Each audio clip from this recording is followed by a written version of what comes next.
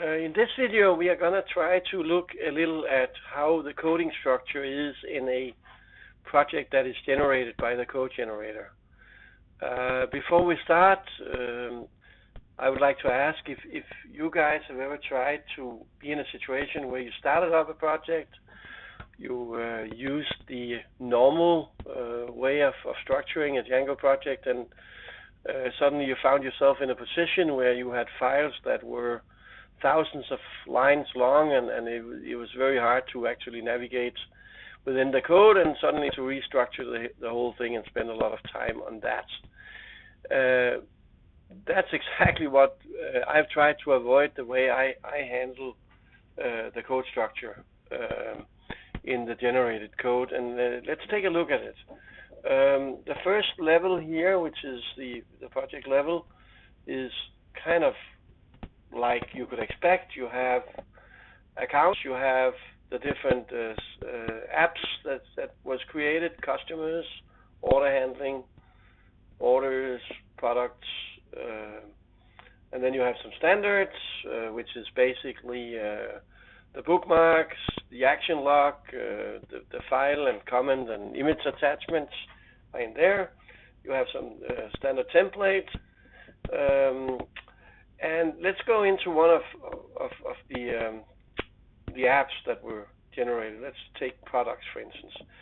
Under product, you have a number of subgroups. You have one subgroup actually per table that you have. So if I go into product, for instance, you will see that here you have the normal Django files.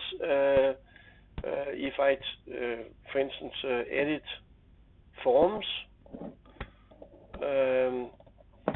you will see here that, well, you have the forms, but you only have the forms for products, which is kind of a long file already.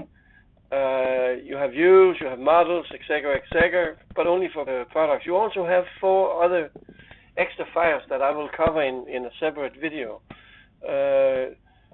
Forms extra, models extra, URLs extra, views extra. Those are the files where you will put in your own code. They will be generated once, the first time you generate a project. After that, they will not be regenerated unless you do some resets of dates. And that means that you can safely put in your code here and it will not be overwritten. So this is one of these possibilities you have to make the code generator last throughout a whole project. If you go back into the order handling products here, you will have models as well. These models you have in here are just importing basically the models you have in the subdirectories. You have a similar file for views and a similar for URLs, etc., etc. So everything is kind of inherited backwards into the main folder, but it's all being kind of separated into table levels, which is also good in the perspective that we would like to be able to lock some of the stuff. You can, for instance, go in if you are doing some very special stuff where you use your own code on, let's say, views underneath products. Maybe you have generated this, now you go in and you start doing your own thing, etc., etc. In that case, you can go back to the project system here. You can go to the database model and you can go into, let me just sign in for a second, sorry, and choose a project. We'll choose the order handling, and we were at the product, in this case forms, for instance. If you want to close that down so it will not be overwritten anymore, you go into the tables, you find the product here, and you go to locks here, and you can lock the forms. That means that will not be overwritten next time. You'll stay the same. You are now in charge of the code for forms. I will unlock it again. I don't want that to happen. But basically, you can do this. Let me go back to the tour. There we go. So you have these 4 extra files. You have all the normal files, but they are on table level, not on schema level, as Django kind of invites you to do from the very start.